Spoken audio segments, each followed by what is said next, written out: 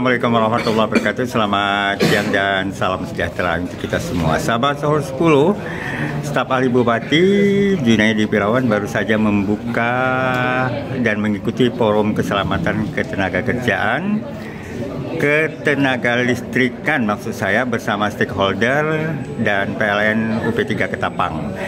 Nah, ini soal keselamatan dan bersama kami juga manajer UP3 Ketapang, Bapak Piki.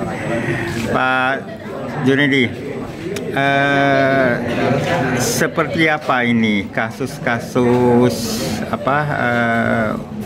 dan upaya untuk menekan angka kecelakaan atau akibat bahaya listrik ini? Terima kasih. Assalamualaikum warahmatullahi wabarakatuh. Pertama, kami dari pemerintah Kabupaten Ketapang memberikan apresiasi, penghargaan dan ucapan yang setinggi-tingginya kepada jajaran PT PLN UP3 Ketapang yang dikomandai Pak Piki yang telah mengadakan forum keselamatan ketenaga listrikan pada hari ini.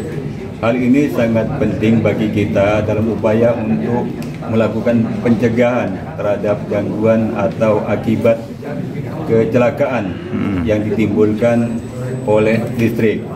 Kami sebagai pengguna juga di kantor-kantor pemerintahan di lingkungan pemerintah Kabupaten Ketapang juga sangat memerlukan edukasi dan sosialisasi dari jajaran PT PLN UP3 Ketapang agar kami pengguna listrik termasuk juga masyarakat yang ada di Kabupaten Ketapang itu untuk peduli dan melakukan upaya antisipasi dalam rangka pencegahan terhadap kebakaran listrik yang ditimbulkan akibat kelalaian kita semua. Oleh karena itu, forum keselamatan ketenaga listrikan yang diadakan pada hari ini dan di masa-masa yang akan datang sangatlah penting sehingga masyarakat mendapatkan informasi dan pemahaman terhadap upaya-upaya pencegahan gangguan akibat penggunaan tenaga listrik yang tidak tepat. Tadi sudah dijelaskan oleh narasumber dan beberapa respon yang sudah dijawab oleh manajer PT PLN UP3 Ketapang sangat membantu kita untuk upaya pencegahan terhadap gangguan atau akibat kebakaran yang ditimbulkan oleh listrik ini, termasuk juga mungkin sengatan atau setrum listrik yang menimbulkan korban masyarakat yang ada di Kabupaten Ketapang. Upaya untuk meminimalisir kecelakaan akibat listrik telah dilakukan oleh PT PLN UP3 Ketapang.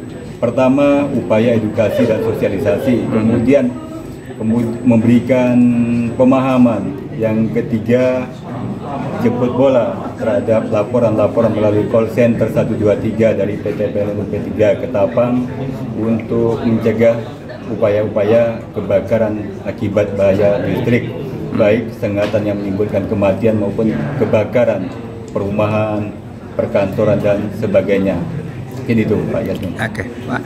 Kalau Pak ini PLN sendiri bagaimana upaya untuk menekan tingkat kecelakaan akibat proses kerja di bidang kelistrikan ini?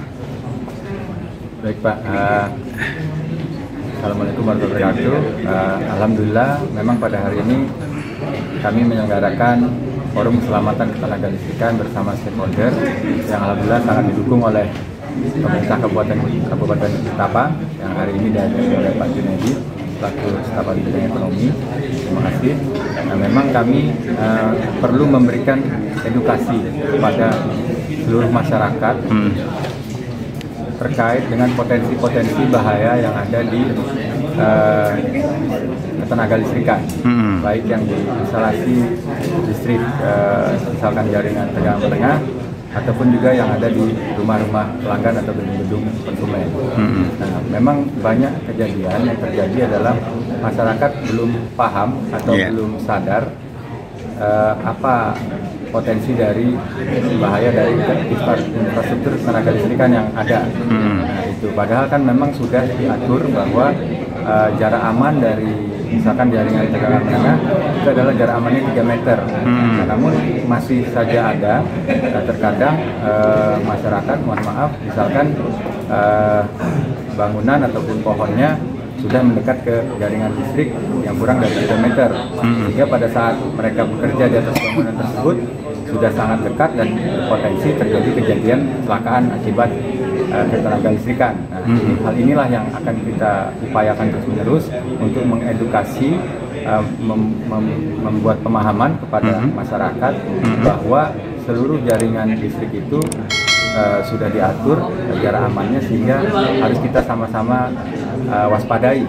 Kita ikuti bersama aturannya supaya kita sejak dini memahami potensi itu dan selalu mawas diri apabila kita misalkan berada di dekat jaringan listrik, misalkan main layang-layang di dekat jaringan listrik itu tidak diperbolehkan, ataupun mendirikan bangunan yang mendekati jaringan listrik kurang dari 3 meter itu tidak diperbolehkan. Nah, Pak Beki, kalau di masyarakat sekarang sebenarnya potensi ancaman ini sangat tinggi ya, karena faktanya kalau kita lihat di lapangan sangat banyak bangunan yang berada di dekat jaringan listrik.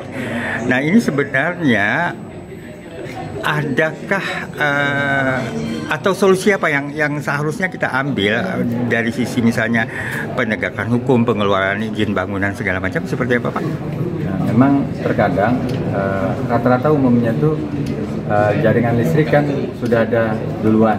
Tapi memang mungkin daerah tersebut tumbuh segala macam, kemudian misalkan rumah dari 1 lantai mungkin menjadi 2 lantai, ternyata begitu 2 lantai itu sudah sangat mepet. Nah, inilah upaya-upayanya kita lakukan. Mungkin tiap-tiap pihak itu dapat berkoordinasi ke instansi-instansi yang terkait, misalkan terkait bangunan, standar bangunan yang aman, izin-izinnya seperti apa, dan juga nanti juga bisa koordinasi ke PLN apabila akan bekerja di dekat jaringan listrik. Nah, tidak hanya PLN sendiri yang dari sisi kelistrikannya, namun juga tentu saja nanti support dari dinas yang terkait, terutama yang mengeluarkan izin bangunan, misalkan seperti itu. Nah, ini memang inilah edukasi ini yang terus kita coba bangun, termasuk bersama Pemda. Mudah-mudahan hal ini bisa berbuah hasil, karena kami rutin melakukan patroli untuk bangunan-bangunan yang berpotensi terlalu dekat ke jaringan listrik. Contoh rumah sudah jaraknya hanya tinggal. Tapi sampai saat sekarang adakah pemetaan atau kajian terhadap wilayah-wilayah yang punya ancaman tinggi pada kasus kedekatan dengan jaringan listrik ini, Pak? Kalau kami sudah coba petakan, kami sudah ada namanya aplikasi Inspekta di PLN, aplikasi internal.